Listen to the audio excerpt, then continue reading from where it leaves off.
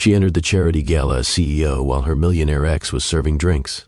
The champagne glass nearly slipped from his fingers when he saw her walk through those doors. 7 years. 7 years since he had destroyed everything they built together. 7 years since he had chosen wrong. And now, here she was. Emerald gown catching the light like liquid jade. Photographers calling her name like she was royalty. Because she was. She had become everything he always knew she could be. And he was standing behind a bar in a rented uniform, counting tips that would barely cover his bus fare home. She had not seen him yet, but she would. And when she did, when those eyes that once looked at him with love finally found him in this crowd, he knew exactly what he would see in them. The same thing he saw every morning in his own mirror, the ghost of what they could have been. But here's what Logan Jackson did not know. Here's what nobody in that glittering ballroom understood.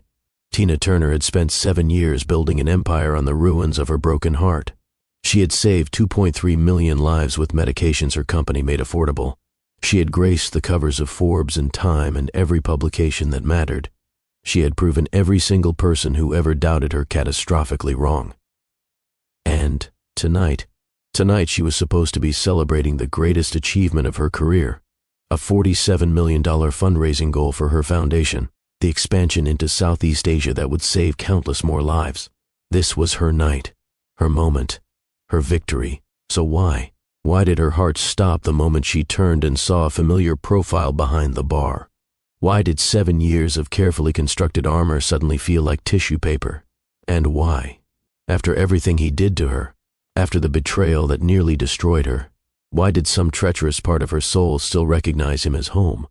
This is a story about what happens when the person who broke you witnesses your greatest triumph, about whether redemption is possible for those who choose wrong, about the difference between surviving and truly living, and about the terrifying question we all must eventually answer: can we risk our hearts again after they have been shattered? But I am getting ahead of myself. Let me take you back to the beginning of this night that would change everything. The Hartwell Grand Ballroom had witnessed countless moments of triumph and tragedy over its 100-year history. Presidents had danced beneath its crystal chandeliers. Scandals had erupted in its velvet-draped corners.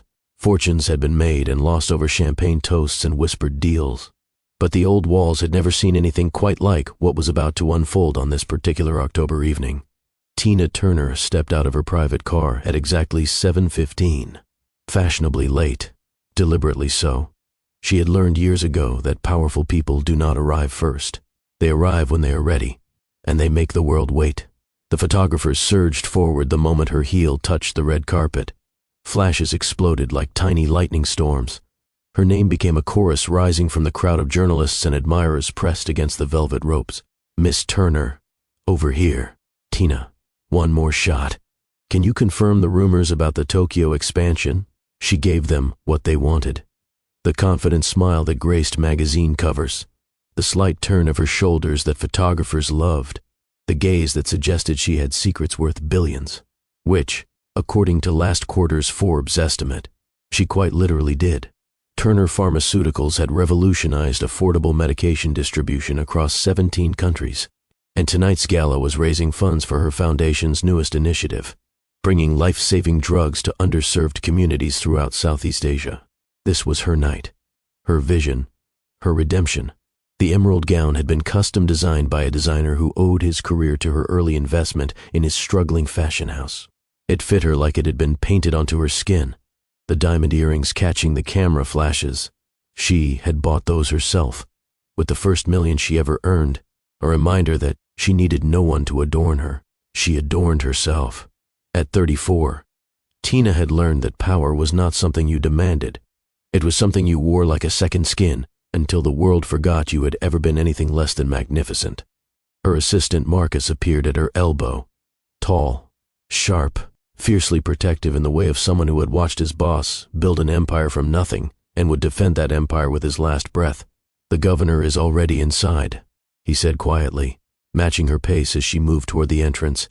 "3 senators are fighting over who gets to sit at your table. And I am fairly certain that tech billionaire in the corner, the one with the wandering eyes, he is trying to figure out how to propose a merger, or propose marriage, possibly both." Tina allowed herself a small smile. "Tell them all to get in line. Tonight is not about them. Understood? Also, your keynote speech is loaded on the teleprompter, but I know you will probably ignore it and speak from the heart anyway. You know me too well. It is literally my job to know you too well. Marcus paused. Are you ready for this? $47 million. That is a lot of pressure even for you. Tina stopped walking. Just for a moment, she looked up at the Hartwell's grand facade, at the windows glowing with warm light, at the promise of everything waiting inside. 7 years ago, she had been nobody. A pharmaceutical researcher with big dreams and no resources. A woman freshly destroyed by the man she thought she would marry. A heart so broken she was not sure it would ever beat properly again. Now look at her. I was born ready, she said, and meant it. She climbed the marble steps and entered the ballroom. The space was everything old money aspired to and new money tried desperately to imitate. Crystal chandeliers the size of small cars hung from ceilings painted with Renaissance-style murals. Gold leaf trimmed every surface that could possibly hold gold leaf. The who's who of philanthropy and politics mingled beneath the soft glow. Senators and celebrities, tech giants and old dynasty heirs, everyone who mattered, and plenty of people who only thought they did. Tina moved through them like a queen through her court, which, in many ways, she was. This was her event, her foundation, her vision made manifest in silk tablecloths and charitable pledges. Tina, darling, a silver-haired woman in diamonds intercepted her. Margaret Holloway, old money, old connections, on the board of every organization that mattered in this city. Tonight is absolutely magnificent. You must tell me how you convinced Senator Williams to attend. The man never leaves Washington. I asked nicely, Tina replied, which was technically true. She had also reminded the senator that her foundation's work in his home state had generated extremely favorable press coverage, and that continued favorable coverage required continued support. But that was between them. You are a wonder. Margaret Eyre kissed both her cheeks. We simply must have lunch. I have a proposition that I think will interest you greatly. Have your people call my people. The words rolled off Tina's tongue with practiced ease. We will make it happen. She extracted herself gracefully and continued through the crowd. More handshakes, more air kisses, more promises to connect and collaborate and synergize. The language of power. Exhausting but necessary. Through it all, something nagged at the edge of her consciousness. A prickle at the back of her neck. The sensation of being watched by someone who actually saw her. Not the CEO, not the philanthropist, not the success story. Her. The woman underneath all the armor. She dismissed it as nerves. Tonight was important. $47 million important. Of course she was on edge. The bar was positioned in the far corner of the ballroom. Elegant but unobtrusive. The way service elements always were at events like this. Visible enough to be accessible.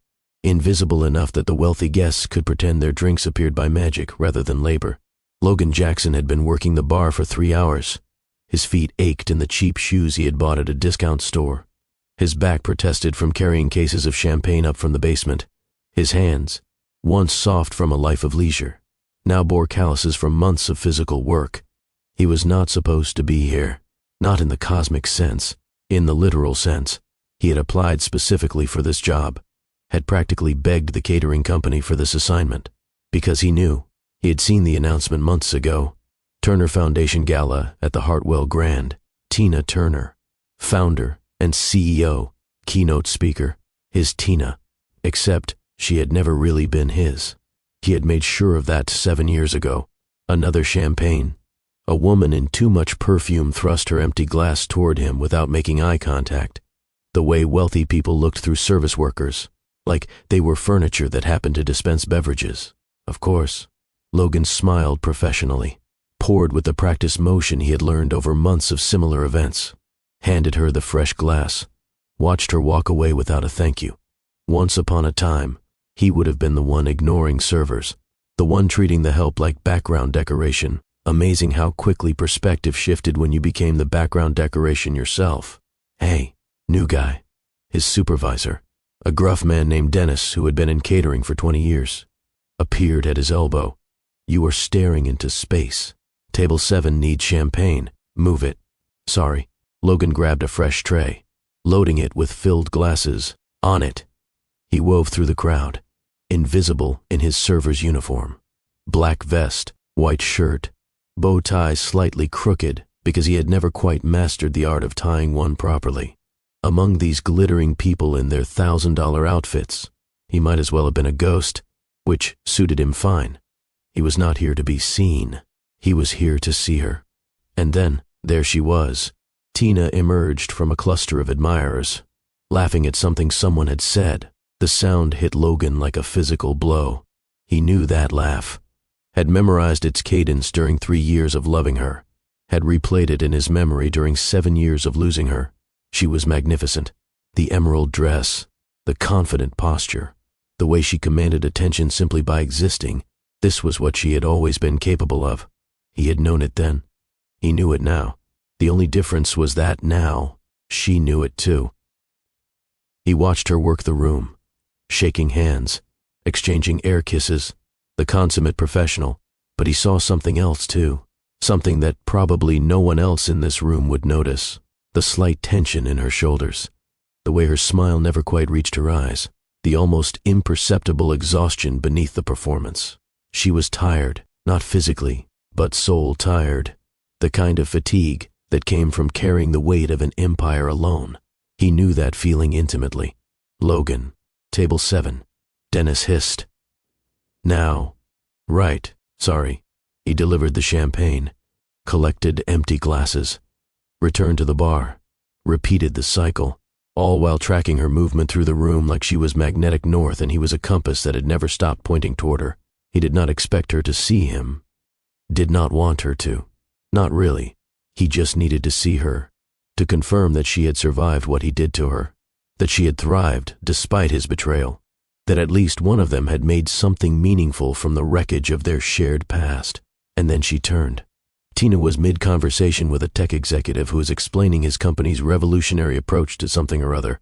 She had perfected the art of appearing fascinated, while thinking about 17 other things, a survival skill she had developed during years of networking events. She reached for a champagne glass from a passing server. Standard motion. She had done it 100 times tonight. But this time, her fingers brushed the server's hand as she took the glass, and something made her look up. The world stopped. Logan. His face, older now, gray threading through the dark hair at his temples, lines around his eyes that had not been there before. But unmistakably him. The man who had promised her forever and then shattered that promise into 1,000,000 irreparable pieces. He was wearing a server's uniform, carrying a tray of empty glasses, looking at her with an expression she could not quite read. Shock, grief, something that might have been hope. The champagne glass trembled in her hand, a tiny vibration that no one else would notice. But she noticed. She noticed that her heart was suddenly pounding, that her carefully constructed composure was cracking. That 7 years of building walls meant nothing when faced with the man who had originally broken them down. She looked away first, deliberately, decisively, returning her attention to the tech executive who had not even noticed her momentary distraction, continuing the conversation about revolutionary approaches and disruptive innovations, all the buzzwords that meant nothing to her right now, because right now, all she could think was, he is here. He is here. He is here. The mantra repeated in her mind like a broken record, drowning out the executive's words, drowning out the ambient noise of the gala, drowning out everything except the thundering of her own heart. She needed to leave, not the event. She could not leave the event. But this conversation, this corner of the room, she needed space to breathe, space to think, space to figure out why Logan Jackson was serving drinks at her charity gala. If you will excuse me. She interrupted the executive smoothly. I need to check on the seating arrangements before the program begins. Of course. He pumped her hand enthusiastically. We will continue this conversation later. She extracted herself, walked toward the hallway that led to the administrative offices, her pace measured, controlled, not running.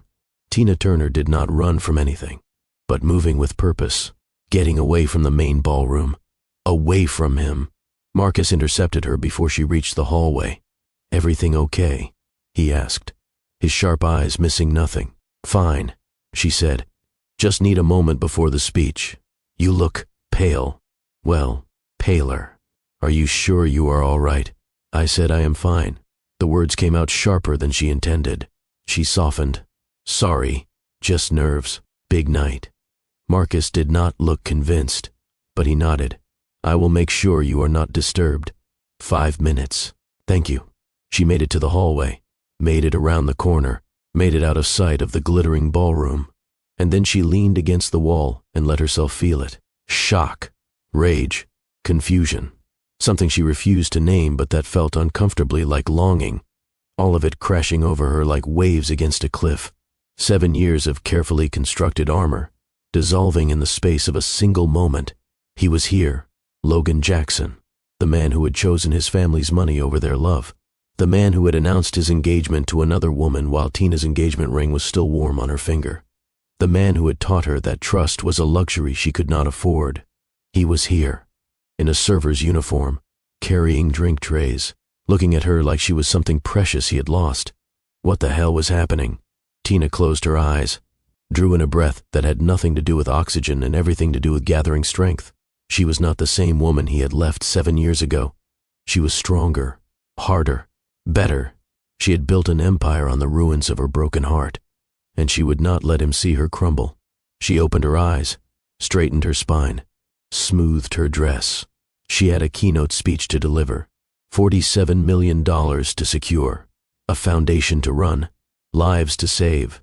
She did not have time for ghosts from her past, but even as she thought it, even as she pushed off the wall and prepared to return to the ballroom, she knew it was a lie.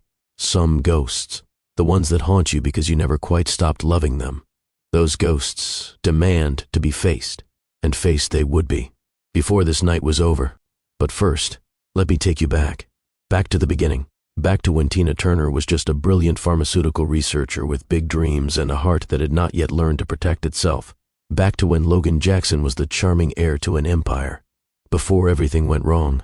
Because to understand what happened in that hallway, to understand the weight of what these two people carried, you need to know how they built something beautiful, and how he burned it to the ground. 7 years earlier, Tina Turner was 27 years old and running on 3 hours of sleep and 4 cups of coffee. Her research on affordable medication synthesis had hit a breakthrough, a genuine, world-changing breakthrough, and she could not get anyone to listen. The charity gala at the Riverside Hotel was not her scene. She did not own the right dress, did not know the right people, did not speak the language of old money and social climbing. But her mentor had insisted. Networking, Dr. Okafor had said, is how things actually get done. You can have the best research in the world, but if nobody knows about it, it dies in a drawer. So here she was, in a dress borrowed from her roommate, shoes that pinched her feet, nursing a glass of champagne she could not actually afford to drink because she needed to stay sharp. She had been standing near the edge of the room, watching the wealthy mingle, when a voice appeared at her shoulder. You look like you would rather be anywhere else on the planet. She turned and found herself face to face with the most attractive man she had ever seen in real life. Dark hair, sharp jaw, eyes that sparkled with intelligence and mischief, wearing a suit that probably cost more than her annual rent. Is it that obvious? She replied. He smiled. Only to someone who is paying attention. And you are paying attention because everyone else here is talking about money, he said, and you are the only person who looks like you are thinking about something that actually matters. It was such a line, such an obvious, practiced line, but something about the way he said it, something about the genuine curiosity in his eyes, made her believe he meant it. I am thinking about pharmaceutical access in developing nations, she said, testing him. If you want to talk about something that matters, most men would have glazed over, changed the subject, made an excuse to find someone more entertaining. This man leaned in. Tell me more, he said, and she did. For 2 hours, she talked about her research, about the barriers to medication access, about the lives that could be saved if someone, anyone, would invest in making treatments affordable. He asked questions. Good questions. Questions that showed he was actually listening. At the end of the night, he handed her his card. Logan Jackson. She read. Jackson Media Group. Her heart sank. She knew that name. Everyone knew that name. Jackson Media was one of the largest media conglomerates in the country. Old money, old power, exactly the kind of family that collected charity events like this one as networking opportunities. "You are Richard Jackson's son," she said flatly. "I am." He did not flinch from her sudden coldness. "But I am also the man who just spent 2 hours listening to you talk about saving lives, and who would very much like to buy you dinner, so we can continue that conversation." She should have said no, should have recognized the warning signs. Rich men did not pursue women like her without ulterior motives, but there was something in his eyes, something that looked almost desperate, like he was drowning in a world of shallow people and she was the first genuine thing he had encountered in years. "One dinner," she said. "One dinner became 2. 2 became 10. 10 became a year of falling so completely in love that she forgot to be cautious." Logan was everything she had not expected. He remembered every detail she told him. Showed up with her favorite takeout on nights when her research ran late. Introduced her to investors who could actually fund her vision. Listened, really listened, when she talked about her dreams. And he shared his own. Quiet confessions during late-night conversations about how much he hated the family business. How he wanted to do something meaningful. How meeting her had made him believe he could be more than his father's successor. "I want to leave Jackson Media," he told her one night. They were lying in her tiny apartment, the one with the leaky faucet and the window that did not quite close properly. His penthouse was nicer, but she always felt more like herself here. "Start something of my own, something that helps people instead of just making money. You could." She traced patterns on his chest. "You are smart enough, capable enough. My father would never allow it. Your father does not get to decide who you become, Logan. You do." He had looked at her then, with such love, such gratitude, such hope. "When I am with you," he said. "I actually believe that." The proposal came 18 months in, simple and perfect. Not a fancy restaurant or a public spectacle, just the two of them on the roof of her apartment building, watching the sunset paint the city gold. "Marry me," he said. "I do not have a ring yet because I wanted to ask before I lost my nerve, but I will get you the most beautiful ring you have ever seen. I will get you everything you have ever wanted. Just say yes."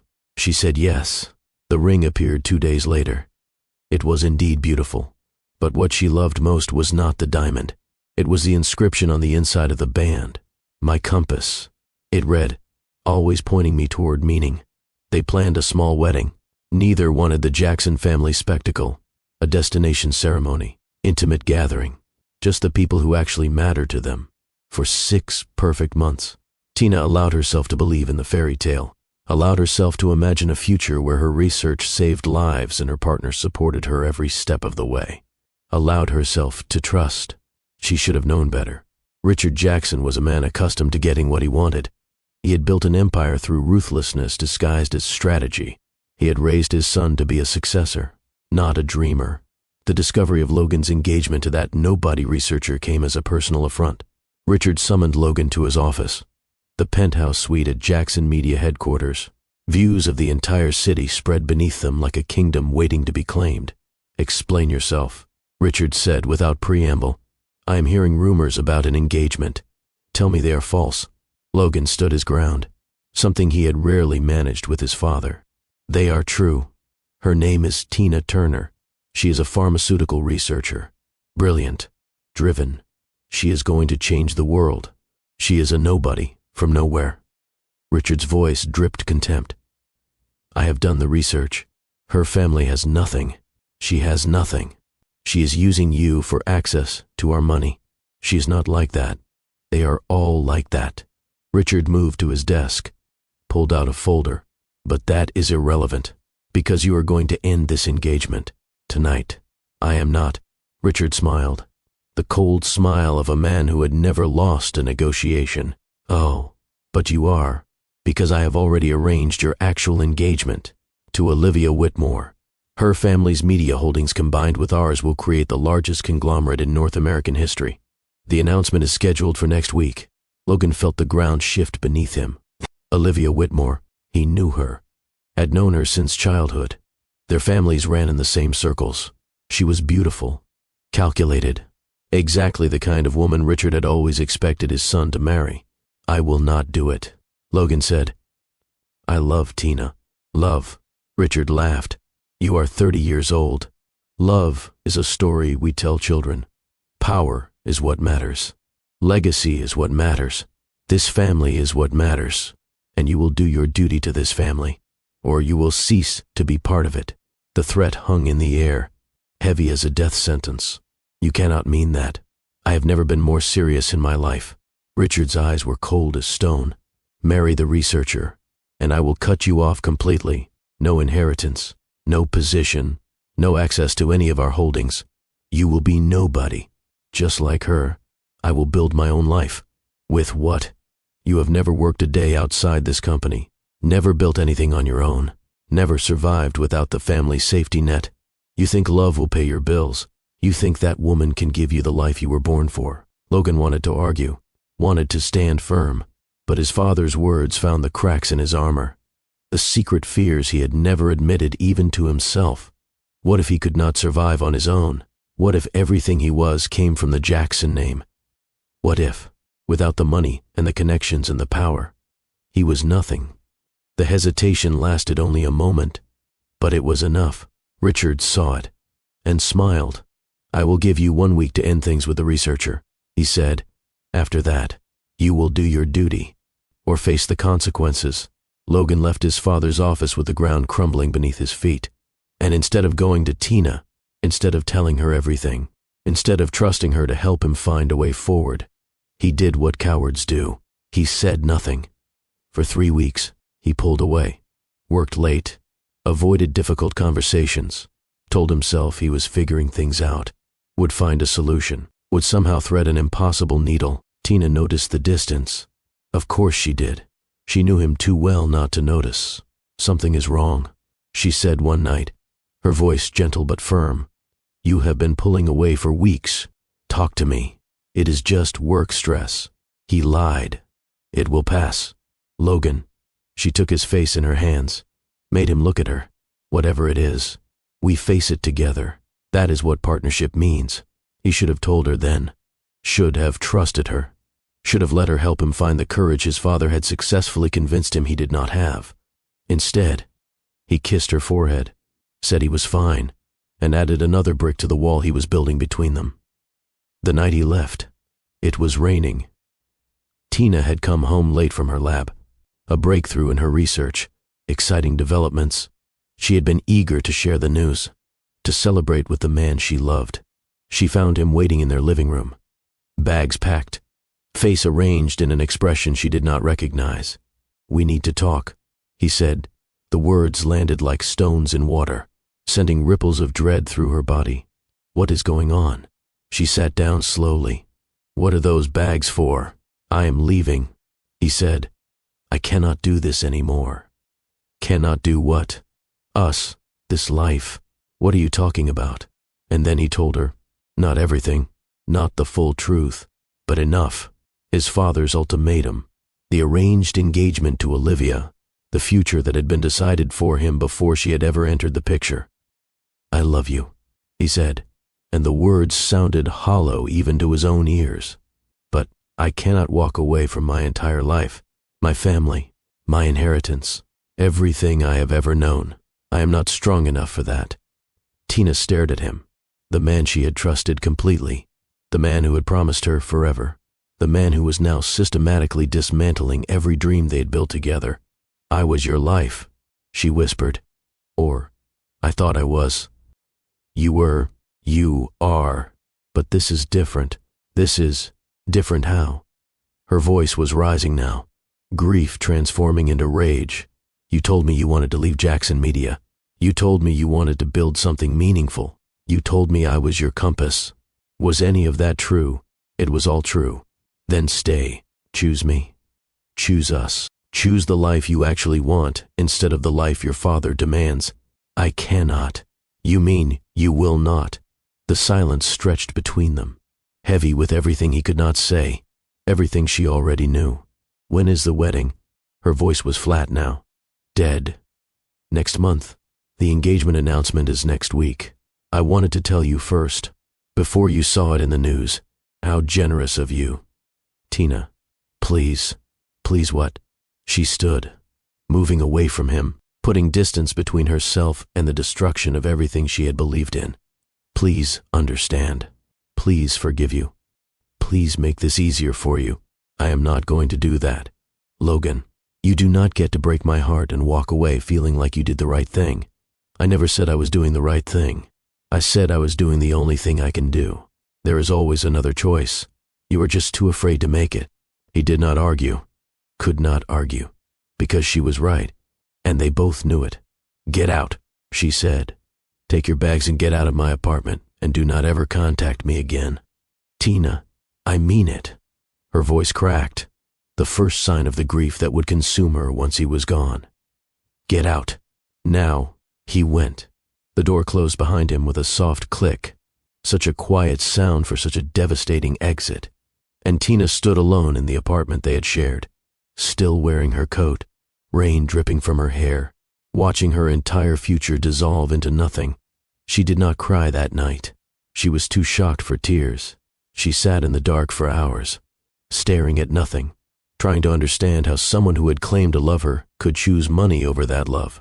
The tears came the next day, and the day after, and the day after that. For weeks, she cried until she was empty, until there was nothing left but a hollow space where her heart used to be. And then, slowly, something else began to fill that space, something harder, something that would protect her from ever being hurt like this again. Rage. She channeled it into her work, into proving everyone wrong, into building something so magnificent that Logan Jackson would spend the rest of his life knowing exactly what he had thrown away. 7 years later, she had succeeded beyond her wildest dreams. Turner Pharmaceuticals was a global force for change. Her foundation was saving lives across 3 continents. She was everything she had ever wanted to be. And Logan Jackson was serving drinks at her charity gala. The universe had a cruel sense of humor. Now, before we go any further, before we return to that hallway where Tina is about to confront the man who shattered her world, I need to pause and speak directly to you. Have you ever walked into a room and found yourself face to face with someone you thought you would never see again? Someone who changed you, for better or worse. Someone whose presence still has the power to shake everything you thought you knew about yourself. If this story is already hitting close to home, I want you to drop a comment below. Tell me, what would you do if you saw your ex serving drinks at your biggest moment of triumph? Would you ignore them, confront them, or something else entirely?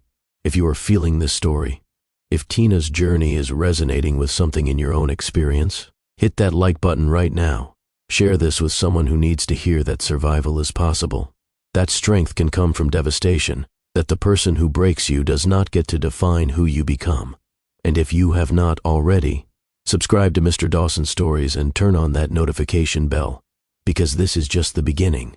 And trust me, you do not want to miss what happens when Tina finally confronts Logan, when the truth of what really happened to him comes out. When everything both of them believed about the past is challenged by revelations neither saw coming. Now, let us return to that hallway, where 2 people carrying 7 years of pain are about to collide. Tina had composed herself, or at least, constructed a reasonable facsimile of composure. Her breathing had steadied. Her hands had stopped trembling. The armor was back in place. Imperfect, but functional. She could do this. She had survived harder things than seeing an ex at a party. She would deliver her keynote, secure the funding, change more lives, and she would not let Logan Jackson see her crumble. She pushed off the wall, smoothed her dress, and walked back toward the ballroom with her spine straight and her mask firmly in place. The gala was in full swing, the orchestra playing something elegant and forgettable, waiters circulating with champagne and hors d'oeuvres, the wealthy and powerful doing what they did best, performing generosity while calculating returns. Marcus materialized at her side the moment she returned. Better, he asked. Much, she lied. Is everything ready for the speech? Teleprompter is up.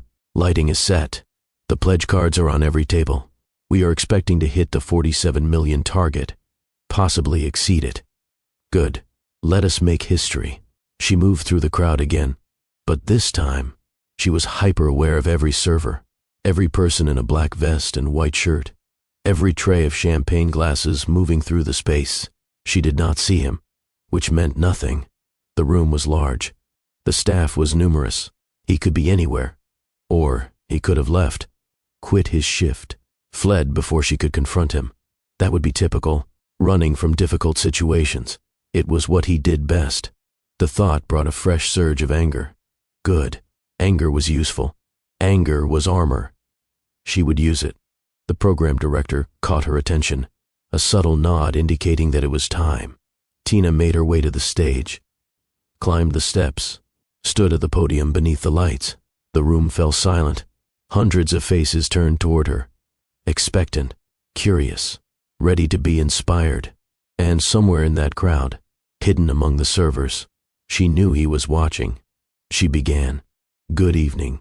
Her voice rang clear and strong through the room, the voice of a leader, a visionary, a woman who had earned every ounce of power she possessed. 7 years ago, I stood in a laboratory the size of a closet, working on research that nobody wanted to fund. I had a dream that seemed impossible, making life-saving medications accessible to everyone, regardless of their income, regardless of where they lived, regardless of whether the pharmaceutical industry considered them profitable. She paused, let the words settle. They told me I was too idealistic, too naive, too inexperienced. They told me affordable medication was a pipe dream.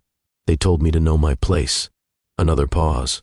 She found Marcus in the crowd, his face beaming with pride. Tonight, my place is on this stage, announcing that Turner Pharmaceuticals has saved 2.3 million lives and counting. My place is wherever I decide to build it. And my place, our place, is in the future we are creating together. The applause began, swelling through the room like a wave. But Tina was not finished. The Southeast Asian expansion we are launching tonight will bring affordable treatments to communities that have been ignored by traditional pharmaceutical companies. Your pledges tonight will fund clinics, train local healthcare workers, save countless lives. She looked out at the crowd, at the wealthy faces watching her, at the checkbooks ready to open, and somewhere in the back, near the service entrance, she caught a glimpse of a familiar figure, standing apart from the other servers, not working, just watching, his face an unreadable mask in the shadows. She held his gaze, just for a moment, then continued, "I want to talk to you about what it means to truly change. Not the comfortable change that comes from writing checks and feeling good about ourselves, but the difficult change, the transformation that requires us to examine our choices, our values, who we are and who we want to become." She was speaking to the room, but some part of her was speaking directly to him. Change is not easy. It requires us to admit that we were wrong, to face the consequences of our choices, to do the hard work of becoming better instead of just appearing better. Her voice grew stronger, but here is what I have learned. Real change is possible, not the kind that happens overnight, not the kind that comes from good intentions alone, but the kind that is built through consistent action, through showing up even when it is difficult, through proving ourselves worthy of the trust we are asking others to give us. The room was silent, hanging on her every word. That is what I am asking from you tonight, not just donations, though we certainly need those. She allowed a small smile, and the audience laughed appreciatively. I am asking for commitment, for partnership, for the willingness to stay engaged with this work, even when the gala is over and the cameras are gone and the real work begins. She straightened, lifted her chin. Will you join me? The applause that followed was thunderous, a standing ovation that seemed to shake the chandeliers. People reaching for their checkbooks, pledge cards being filled out. The energy in the room transformed from passive observation to active commitment. Tina watched it all from the stage, accepting the admiration, the accolades, the proof that everything she had built was real and meaningful and worth the price she had paid. But even as she smiled and waved and played her part, her mind was elsewhere, on a man in a server's uniform who had just watched her deliver the most powerful speech of her life, on the conversation she knew was coming, on the questions she had carried for 7 years that finally demanded answers. She descended from the stage, was immediately surrounded by congratulations and handshakes and promises of support. The $47 million goal had been exceeded, $53 million in pledges and counting, a record for the foundation by any measure. The night was an extraordinary success. But for Tina, the real work was just beginning. She worked the room for another hour, accepting congratulations, making connections, building the relationships that would sustain the foundation's work for years to come, all while keeping one eye on the service entrance, waiting. And then, as if he had been waiting for her attention to wander, Logan appeared in her peripheral vision, carrying a tray of empty glasses toward the kitchen, moving quickly, like someone trying to escape. Not this time. "Excuse me," she murmured to the donor she had been speaking with. "I need to handle something." She followed him into the hallway, past the administrative offices, past the coat check, into the service corridor where the glamour of the Gala gave way to the industrial reality of catering operations. He was standing at a service cart, setting down his tray, his back to her, but something in his posture suggested he knew she was there. Logan. He did not turn immediately. When he did, his face was carefully blank, the expression of someone bracing for impact. "Tina," he said, and her name in his mouth sounded like a prayer, or an apology. "I was not sure if you would." "What?" "Come find you. Demand an explanation. Make a scene." "Which outcome were you hoping for?" "I was not hoping for anything," he said quietly. "I just needed to see you." "So, you applied to work my charity gala." She kept her voice low, controlled. She would not give him the satisfaction of seeing her lose composure. "That is not creepy at all. I know how it looks, but I was not stalking you. He ran a hand through his hair, a gesture she remembered from years ago. "I have been following your success. In the news, online, and I needed to see it in person. Needed to see proof that you were okay." "Okay." She laughed, but there was no humor in it. "I am more than okay. I am thriving. I built an empire. I saved millions of lives. I became everything you told me I could be. And I did it alone. Without you. Without your family's money. Without anyone's help but my own. I know. And I am so proud." "You do not get to be proud." She cut him off, the first crack in her armor showing. "You do not get to watch from the sidelines and feel pride in what I accomplished. You forfeited that right when you walked out our door." "You are right." He did not argue, did not defend himself. "I forfeited everything." The lack of resistance threw her off balance. The Logan she remembered always had an excuse, a justification, a way to spin any situation until he came out looking reasonable. This quiet acceptance was unfamiliar, unsettling. "Why are you really here?" she demanded. "I told you, to see that you were okay. That is not good enough. 7 years, Logan, 7 years of silence, and you show up at my biggest night, serving drinks, looking like..." She gestured at his worn uniform, his tired eyes, the gray in his hair. "What happened to you?" He was quiet for a moment, weighing how much to say. "Everything." He finally answered. "Everything happened. Everything." The word hung between them like smoke, heavy with implications Tina was not sure she wanted to understand. "What does that mean?" "Everything." Logan leaned against the service cart, suddenly looking exhausted in a way that went beyond physical tiredness, this bone-deep weariness that seemed to have settled into his very soul. "The marriage to Olivia lasted 18 months, he said. 18 months of pretending we were happy for the cameras. 18 months of living in a house that felt like a mausoleum. 18 months of knowing I had traded everything real for everything hollow. You expect me to feel sorry for you?" Tina crossed her arms. "You made your choice. You chose her. You chose them. I did, and I have regretted it every single day since. But that is not why I am telling you this. I am telling you because you asked what happened. And what happened is that the universe has a way of teaching lessons to people who refuse to learn them willingly." She waited, despite herself. She wanted to hear this. "The CEO position lasted 3 years. Logan continued. 3 years of running the company my father built. 3 years of sitting in boardrooms and making decisions that affected thousands of employees. I thought I would grow into it, learn to love it, find meaning in the power and the money and the legacy. But you did not. No. I found something else entirely." He met her eyes. "I found out my father had been committing fraud for over a decade. Creative accounting, falsified reports, money laundered through shell companies. The Jackson media empire was built on lies, and I was expected to keep those lies going. Tina felt something shift in her understanding. This was not what she had expected, not part of the narrative she had constructed about Logan's charmed life continuing without consequence. "What did you do?" Logan laughed, a hollow sound that held no humor. "I did the first genuinely brave thing I have ever done in my life. I refused to cover it up. And when the investigation started, when the federal prosecutors came calling, I testified. You testified against your father. I testified truthfully about my father. There is a difference. Even though the result was the same, the revelation sat between them." Tina tried to reconcile this information with everything she thought she knew. Logan, the man who had chosen his family over their love, the man who could not stand up to his father's ultimatum, that same man had ultimately chosen integrity over loyalty when it mattered most. "What happened after?" she asked, her voice softer now despite her determination to remain cold. "Everything you would expect," he said. "My father went to prison. 3 years. He is out now, but we do not speak. None of them speak to me. My mother, my sister, the entire family. I am the son who chose conscience over clan, the traitor who destroyed the Jackson legacy. And the company. Dissolved. Assets seized.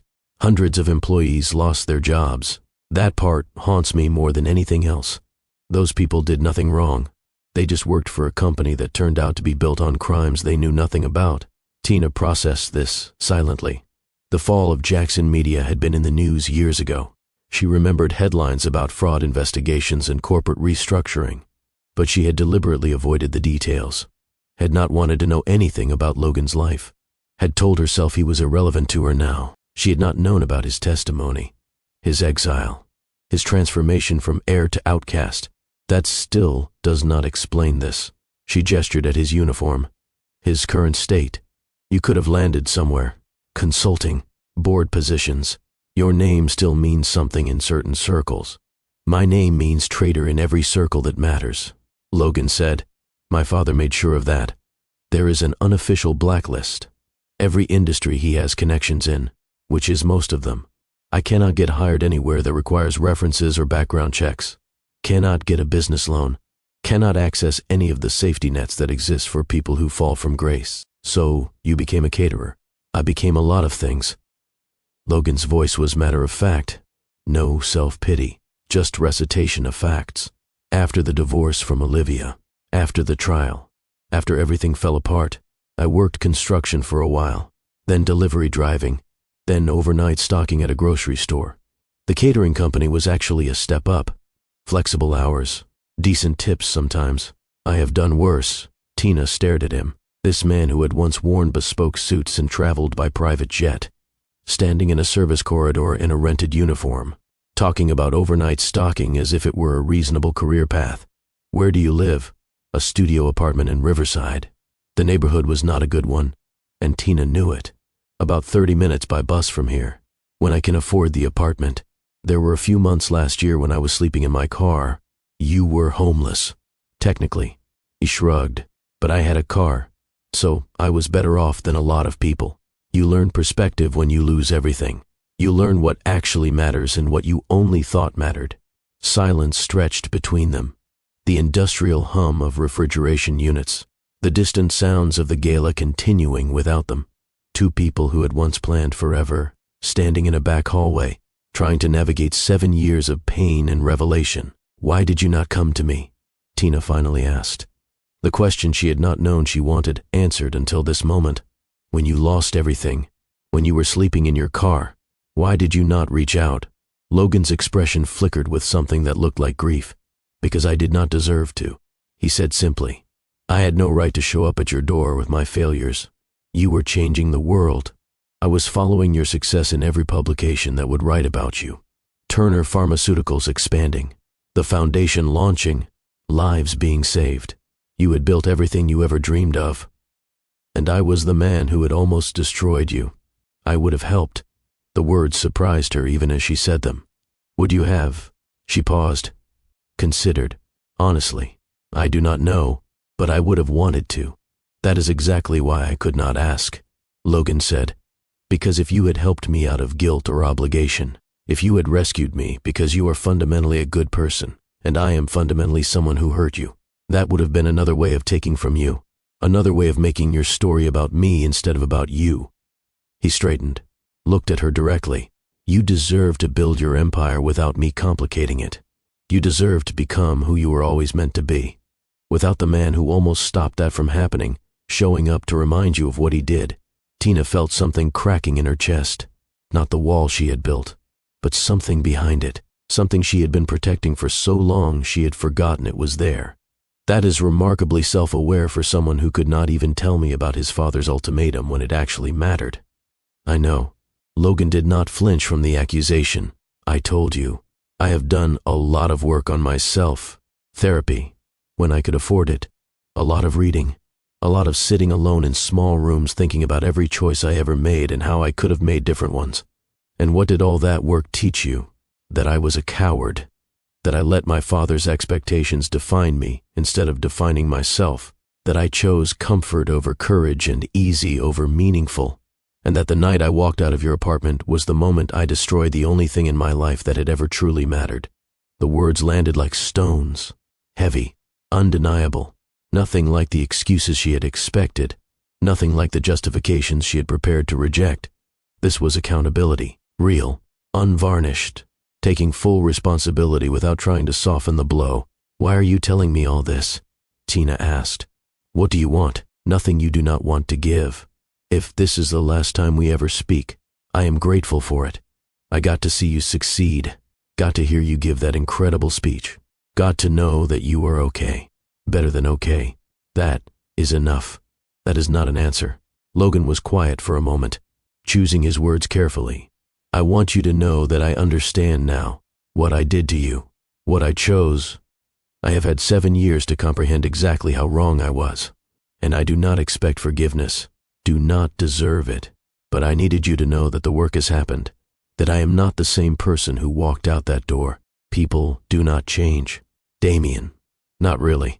Maybe not overnight," he agreed, "but people can change gradually, intentionally, if they are willing to do the work. I have been willing. I just needed you to know that. Whether you believe it or not is up to you." A server rushed past them, breaking the intensity of the moment, reminding them both that the world continued to exist beyond this conversation. "I should get back to work," Logan said. "I need this job. Cannot afford to lose it. But Tina," he paused, "thank you for listening, for not having me thrown out immediately, for giving me 5 minutes I definitely did not deserve." He started to walk away, back toward the kitchen, back to his tray of glasses and his minimum wage in his life that had become unrecognizable from the one he was born into. "Logan." He stopped, turned. Tina did not know what she wanted to say, did not know what she was feeling. The anger was still there, but it had company now, something more complicated, something she was not ready to name. "There is a diner, 3 blocks east, open all night, after the gala ends. If you want to finish this conversation." She did not wait for his response, just turned and walked back toward the ballroom, back to her donors and her foundation and her carefully constructed life. But something had shifted. Some door she had sealed shut 7 years ago was now cracked open, just slightly, just enough to let a sliver of light through. She did not know if that was dangerous or hopeful. She suspected it was both. The rest of the gala passed in a blur. More handshakes, more congratulations, more pledges that pushed the total past $55 million. An extraordinary success by any measure. But Tina moved through it all on autopilot, her mind elsewhere, replaying Logan's words, his confession, the way he had accepted responsibility without flinching. This was not what she had expected. She had spent 7 years constructing a villain, someone to blame, someone to hate, someone whose failure would validate her success. But the man she had encountered tonight was not that villain. He was something more complicated, someone who had been broken by the same system that had broken her, someone who had lost everything and rebuilt himself from nothing, just like she had. That did not excuse what he had done. Nothing could excuse that. But it complicated things in ways she was not prepared to navigate. At midnight, the gala officially ended. The last donors departed. The catering staff began breaking down the tables and packing away the remnants of extravagance. Tina supervised the final logistics, made sure the pledges were properly documented, thanked her team for their extraordinary work, and then, when there was nothing left to do, she walked 3 blocks east. The diner was exactly what you would expect from an establishment that stayed open all night. Cracked vinyl booths, coffee that had been sitting too long, a waitress who looked like she had seen everything and was no longer impressed by any of it. Logan was already there, sitting in a corner booth, his server's uniform replaced by jeans and a simple gray t-shirt, street clothes that looked like they had been washed too many times. He looked up when she entered, relief flickering across his face, like he had not been sure she would actually come. "You came. Do not make me regret it." Tina slid into the booth across from him. "I have questions, and I want honest answers. Anything." The waitress appeared, poured coffee neither of them had ordered, disappeared without a word. The unspoken language of all-night diners. People came here to have conversations they could not have anywhere else. The staff knew better than to interrupt. Tina wrapped her hands around the coffee cup, not drinking, just holding, grounding herself. "I need to ask you something," she said, "and I need you to tell me the truth even if it hurts." "Okay. Why?" Her voice cracked slightly on the word. "Why did you choose her? We were so good together. We had plans, a future, and then your father snapped his fingers and suddenly none of it mattered. I have spent 7 years trying to understand. What was I missing? What did I fail to give you that made walking away so easy?" Logan's face crumpled, the careful composure he had maintained all evening finally breaking. "You were not missing anything," he said. "You were everything. Perfect, brilliant, challenging in the best possible ways. The problem was never you. It was me. That is too easy. Blaming yourself without actually explaining anything. I need to understand." He took a breath, gathering courage for words he had clearly been carrying for years. "My father knew exactly what I was afraid of," he said. "He knew I had never built anything on my own, never proven I could survive without the family name. He exploited that fear, made me believe that without the money and the connections, I was nothing, less than nothing. But you knew that was not true. You told me you wanted to leave Jackson Media. You talked about building something meaningful. I wanted those things." He agreed, but wanting and doing are different. When the moment came, when I actually had to choose, I discovered I was too afraid to find out if I could survive on my own. So you chose the path that kept your safety net intact. I chose the path that kept me comfortable, which meant choosing the path that destroyed you. And here is the worst part. Logan met her eyes. I knew it was wrong while I was doing it. I knew I was making a catastrophic mistake. I knew I was throwing away the only thing that had ever made me feel truly alive. And I did it anyway, because I was that afraid of being nobody. The confession hung in the air, raw, unflinching, no excuses, no softening. "Did you love her?" Tina asked quietly. "Olivia, did you love her at all?" "No," Logan said immediately. "Not for a single moment. The marriage was exactly what my father designed it to be. A business arrangement dressed up as a relationship. She wanted the Jackson name. I wanted to not be disowned. We were using each other, and we both knew it. That should make me feel better. It does not. I know. Nothing I say will make this better. I cannot undo what I did. Cannot give you back the years I took from you. Cannot erase the pain I caused. I can only tell you that I understand now. Really understand. What I threw away." They sat in silence for a moment. Two people who had once planned forever, now sitting in a cracked vinyl booth, trying to make sense of 7 years of loss. "Tell me about your life," Logan said finally. "Not the business, not the foundation. You. Are you happy?" The question caught Tina off guard. No one asked her that. People asked about profits and projections and 5-year plans. No one asked if she was happy. "I am successful," she replied carefully. "That is not what I asked."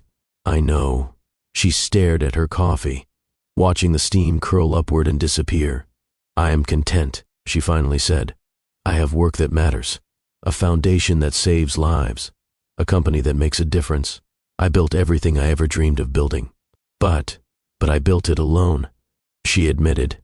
"And sometimes," Late at night, when the emails are answered and the meetings are done and the silence gets too loud, I wonder if that was the only way, or if I chose alone because it felt safer than risking disappointment. Logan was quiet, listening, not trying to fix or advise, just holding space for her truth. You taught me something, she continued. Whether you meant to or not, you taught me that people leave, that trust is dangerous, that the safest way to survive is to need no one. And I learned that lesson so well. I built walls so high even I cannot see over them anymore. Tina, no, let me finish. She held up a hand. I am not blaming you for my choices. Those are mine. But you asked if I am happy. And the honest answer is, I do not know. I am not sure I remember what happiness feels like. I just know what survival feels like. What success feels like. What proving everyone wrong feels like. And I told myself that was enough. That contentment was the same as joy. That not being hurt was the same as being loved. She finally met his eyes. But lately, I have been wondering if I built a castle or a prison, and if there is really a difference when you are the only one inside. Logan reached across the table, slowly, giving her time to pull away. When she did not, he let his fingers rest near hers, not touching, just present, for what it is worth. He said quietly, I think you are the most remarkable person I have ever known.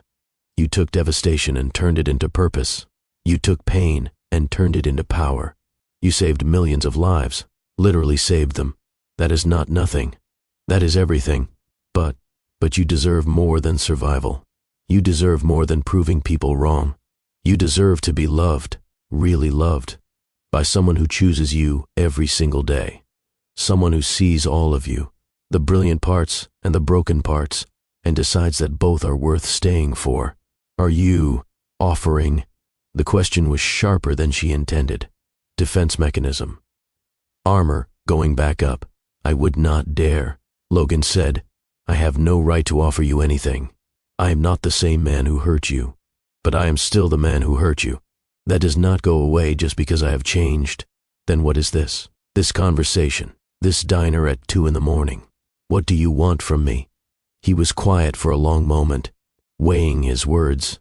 I want you to know that you are not alone. He finally said, even if you choose to never see me again, even if this conversation is the last one we ever have, I want you to know that someone out there understands. Someone sees you, really sees you. Not the CEO, not the philanthropist, not the success story.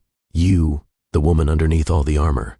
She is extraordinary too, not just because of what she has accomplished, but because of who she is. Tina felt tears threatening. For the first time in years, she blinked them back. You do not get to make me cry, she said, her voice thick.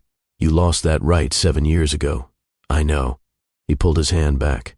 I am sorry. I did not mean to. Stop apologizing. It is annoying. I am sore. He stopped himself, caught the hint of a smile on her face. Right. No more apologies. The waitress refilled their coffee. Still silent, still discreet. The hour was late enough that discretion came automatically. What happens now? Tina asked. Whatever you want to happen. I have no expectations, no agenda. If you want to walk out that door and never speak to me again, I will respect that completely. And if I want something else, then I will respect that too. Whatever pace you set, whatever boundaries you need, I will follow your lead. Tina studied him across the table, looking for the old Logan, the one who always had an angle, the one who would say anything to get what he wanted. She could not find him. This man looked different, exhausted, humbled, but also somehow more solid, more real, like losing everything had stripped away the performance and left only the truth. I am not ready to forgive you, she said finally. I do not know if I will ever be ready for that. I understand, but I am also not ready to pretend tonight did not happen, to go back to acting like you do not exist, like the past does not matter. What are you suggesting? Tina took a breath, making a decision that terrified her even as she made it. My foundation is expanding. We need people for community outreach, working with underserved populations, building trust with communities that have every reason to distrust organizations like ours. It is hard work, unglamorous, low pay, long hours. You are offering me a job. I am offering you a test, she corrected. A chance to prove that all this self-awareness and personal growth you have been talking about is real. Not just words, but action. Logan stared at her, disbelief and hope warring on his face. You would do that. After everything I did to you, you would give me a chance. I am not giving you anything. Tina's voice was firm. This is not charity. This is not forgiveness. This is an opportunity to prove yourself. To me, to yourself, to everyone you ever let down. If you fail, if you quit, if you show any sign of being the same person who walked out on me 7 years ago, you are gone.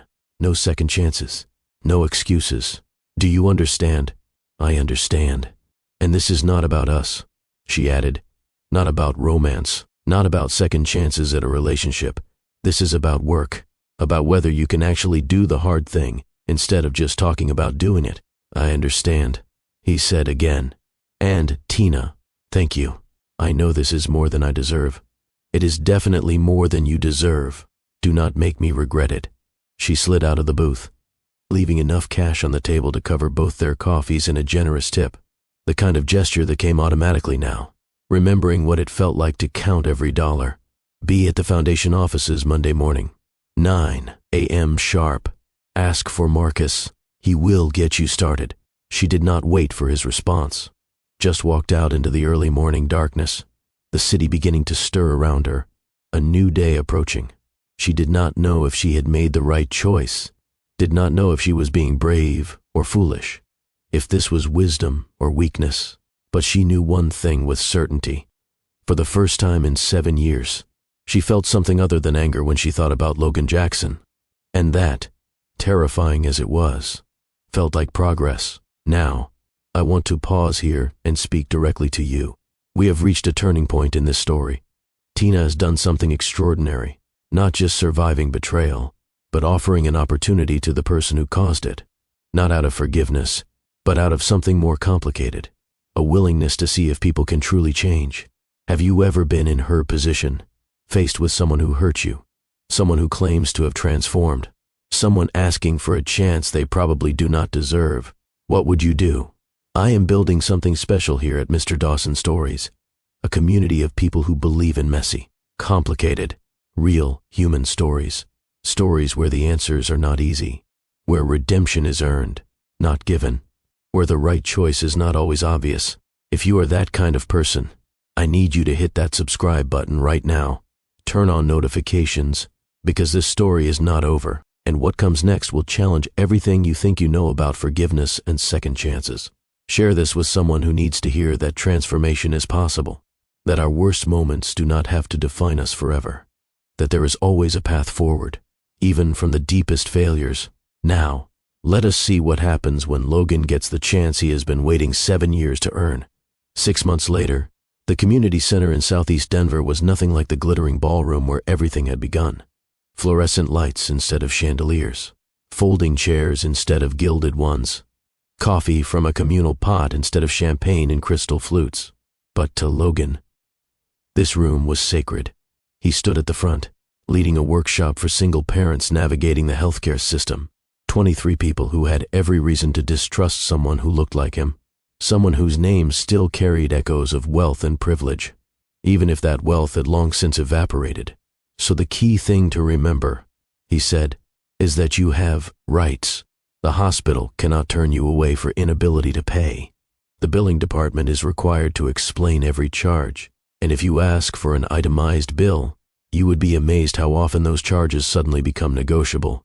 A woman in the front row raised her hand. Mrs. Martinez, 63, raising her 2 grandchildren because their parents were not able to. She had been skeptical of Logan at first. Most people here were, but he had shown up, week after week, learning names, remembering stories, helping with paperwork that the system made deliberately confusing. Slowly, person by person, he had earned something he had never earned before: trust. What about prescriptions? Mrs. Martinez asked. My grandson needs medication that costs $200 a month. Even with the discount programs, that is impossible. Logan nodded, pulled out a folder. This is a list of every patient assistance program available in our state. Most pharmaceutical companies, including Turner Pharmaceuticals, have programs specifically for situations like yours. I have already started the application for your grandson. We just need a few more signatures." Mrs. Martinez stared at the folder, then at Logan, then back at the folder. "Why do you do this?" she asked. "You could be anywhere, doing anything. Why are you here?" Logan considered the question, the same question he had been asking himself for 6 months. "Because I spent the first 30 years of my life taking," he said honestly, "taking opportunities I did not earn, taking for granted things other people fought for, taking love from someone who deserved better and giving nothing real in return. Now I am trying to give. It will never balance the scales, but it is the only thing I know how to do." The workshop continued. Questions about insurance appeals and prior authorizations and all the bureaucratic obstacles that stood between people and the care they needed. Logan answered what he could, wrote down what he needed to research, promised to follow up, always followed up. After the session ended, after the last attendee had left, he sat alone in the empty community center, reviewing his notes, preparing for the next workshop. The work was endless. The problems were systemic. One person could barely make a dent, but one person could make a difference to one family, and that family could make a difference to another, and slowly, incrementally, change could spread. He believed that now, in a way he never had before. "You are still here." Tina's voice came from the doorway. She was dressed down today, jeans and a simple blouse, nothing like the emerald gown she had worn 6 months ago. But to Logan, she was just as magnificent. She visited the community programs regularly, made sure to see firsthand how the foundation's money was being spent. But this was the first time she had come specifically to observe him. "Just finishing up," he said. "The Martinez family needs help with their patient assistance application. I want to make sure it is ready to submit by tomorrow." Tina walked into the room, sat down in one of the folding chairs, her expression unreadable. "I have been getting reports about you," she said. "Good ones, I hope. From Mrs. Martinez, from the community center director, from the families you have been working with. They say you are the first person from our foundation who actually listens, who actually cares, who treats them like people instead of statistics. I just do the work. That is exactly it." She leaned forward. "You just do the work. No ego, no credit seeking, no complaints about the conditions or the hours or the fact that you are making less money than you probably spent on lunch in your old life. It is meaningful work." Logan set down his papers. "That is more than I can say for anything I did before."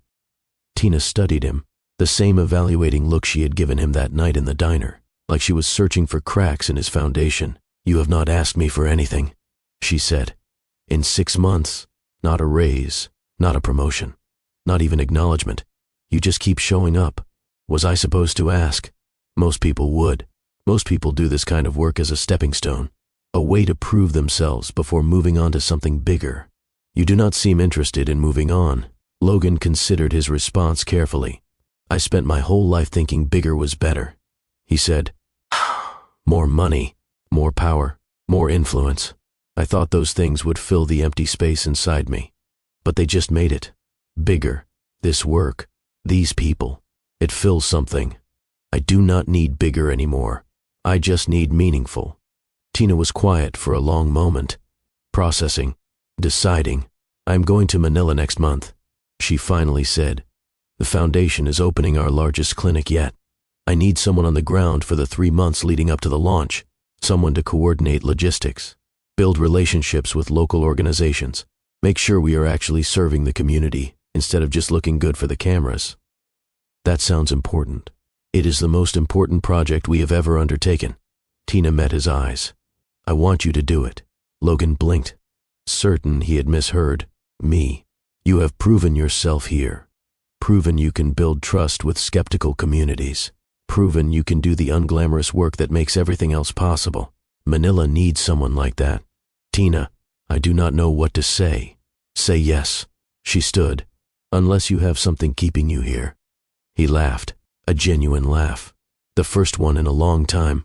"I do not exactly have a packed social calendar. When do I leave?" 2 weeks. I will have Marcus send you the details. And Logan, yes, do not make me regret this." She walked out, leaving him sitting in the empty community center, holding a folder full of applications, suddenly facing a future he had never imagined. 3 months in Manila turned into something neither of them expected. Logan threw himself into the work with everything he had, learning the local language, understanding the cultural nuances, building relationships with healthcare workers and community leaders and government officials, navigating obstacles that would have defeated someone who still believed in easy solutions. The clinic opened on schedule, under budget, with community support that exceeded all projections. On opening day, a line of patients stretched around the block, families who had never had access to affordable healthcare, finally able to get the medications they needed. Tina flew in for the launch, standing on the stage next to local officials and foundation board members, watching as the first patients were treated, the culmination of years of work. Logan stood in the back, as he always did, content to let others take the spotlight. But Tina found him afterward, in the crowd of well-wishers and grateful families. "You did this," she said. "We did this." He corrected. "All of us. The foundation, the local partners, the healthcare workers.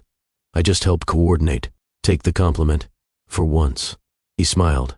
"Okay, I helped do this." They stood together, watching the clinic operate, lives being saved in real time, the tangible result of years of vision and work and sacrifice. "I am proud of you," Tina said quietly. "And I have the right to say that now." Logan turned to look at her. This woman who had given him a chance he did not deserve, who had watched him prove himself month after month, who had slowly, carefully, allowed the walls between them to lower. "Tina, yes, I know I said this was not about us, about romance, about second chances, and I meant it. I meant every word. I was not doing this to win you back. I was doing it because it was right. I know. But I need you to know something else." He took a breath. "These past months, working alongside you, watching you change the world, being part of something meaningful for the first time in my life, I have never felt more alive, more purposeful, more like the person I always wanted to be. Logan, let me finish, please." He met her eyes. "I love you. I never stopped loving you, and I know I have no right to ask for anything. But if there is even the smallest chance, the tiniest possibility, that you might be willing to try again, not because of who I was, but because of who I am becoming, I want you to know that I would spend the rest of my life earning that chance." Tina was silent, the noise of the celebration continuing around them, people laughing and crying and embracing, the joy of the clinic launch filling the air. But between them, there was only quiet and the weight of 7 years of history. "I spent 7 years building walls," she finally said, "protecting myself, convincing myself that I did not need anyone, that being alone was the same as being strong. I know, but lately, watching you change, watching you become someone I barely recognize, someone better than the man who left me, I have started wondering if those walls are still protecting me, or if they are just keeping me trapped." "What are you saying?" "I am saying," she reached out, took his hand, the first time she had voluntarily touched him since before everything fell apart. "I am saying that I am not ready to promise anything. I am not ready to forget the past or pretend it did not happen, but I am ready to try, to see what we could be, not who we were, but who we are now." Logan felt something break open in his chest, something he had kept locked away for so long he had forgotten it existed. "Hope. I will spend every day earning this," he said. "I promise you, whatever pace you need, whatever time you require, I will prove that I have changed, that I can be trusted, that I will never, ever choose wrong again. I am going to hold you to that. Please do." She did not let go of his hand, and he did not let go of hers. Two people who had been broken, who had rebuilt themselves, who were now choosing, carefully, deliberately, to build something together. The story did not end in Manila. Real stories never truly end. They continue, evolve, face new challenges. But they faced them together, month by month. Tina's walls came down, not all at once, but gradually, as Logan proved himself consistent, reliable, different in ways that were not performance but genuine transformation. He showed up, for the boring meetings and the difficult conversations, for the late nights and early mornings, for the moments when she needed support and the moments when she needed space. He learned her rhythms, respected her boundaries, became the partner she had always deserved, and she learned to trust again, not blindly, but with open eyes, choosing vulnerability over protection, connection over isolation, the risk of pain over the certainty of loneliness. 1 year after the gala, they stood together at the Turner Foundation's annual celebration, the same ballroom where everything had begun. But everything was different now. Tina gave another keynote speech, another record-breaking fundraising night, another victory for the mission she had devoted her life to. But this time, when she stepped off stage, Logan was waiting, not in a server's uniform, but as a partner, an equal, someone who had earned his place beside her. "We did okay," he said. "Did we not? We did better than okay," she replied. "We did something real. Messy and imperfect and absolutely real. I love you." He said it simply, clearly, without hesitation. "I love you too," she replied. Again, still, earned through every difficult moment and every choice to stay. He kissed her, right there, in front of the donors and dignitaries and everyone who mattered. And Tina, for the first time in years, did not care who was watching, because she had finally learned what she had been too afraid to believe. That second chances were possible, not the cheap kind that come from words and promises, but the earned kind, built through consistent action and genuine transformation and the courage to keep showing up even when the outcome is uncertain. That people could change, not easily, not quickly, but truly, if they were willing to do the work, and that love, real love, could survive even the deepest betrayals, if both people chose it every single day. She entered that charity gala as a CEO who had everything except someone to share it with. He entered as a servant who had nothing except a desperate need to become worthy of forgiveness he would never ask for. They left as something neither expected, two people who had broken and rebuilt themselves, finally ready to build something together. And that, the narrator says with a smile, is how a story about devastation becomes a story about redemption. How a tale of betrayal transforms into a testament to the power of genuine change. How two people who had every reason to stay apart found their way back to each other. Not because love conquers all. That is a fairy tale. Love does not conquer anything on its own. But love, combined with accountability, combined with consistent action, combined with the willingness to do the hard work of becoming better, that can conquer almost anything. Remember that. The next time you are tempted to give up on someone who is genuinely trying to change, and remember it the next time you are wondering if you are worthy of a second chance, the answer is always the same: not yet. But you could be, if you are willing to do the work. Now, before you go, I need to ask you something. This story was about second chances, but not the cheap kind that come easily. It was about the kind that are earned through years of consistent action, genuine transformation, and the courage to keep showing up even when the outcome is not guaranteed. If you believe in that kind of redemption, if you believe people can change, that broken things can be rebuilt, that love can survive even the worst betrayals, then I need you to do something for me right now. Hit that like button, drop a comment telling me, do you think you could forgive someone who did what Logan did? Would you take the risk Tina took? I want to hear your story. Share this video with someone who needs to hear that transformation is possible, that their worst moment does not have to be their final story, that there is always a path forward. And if you have not already, subscribe to Mr. Dawson Stories and turn on that notification bell, because this is what we do here. We tell the truth about love, loss, and the messy work of becoming better than we were. We believe that real stories matter more than perfect ones. Thank you for being part of this journey. Thank you for investing your time and attention in a story that I hope moved you as much as it moved me to tell it. I will see you in the next story. Until then, remember, the person who broke you does not get to define who you become. Only you get to do that.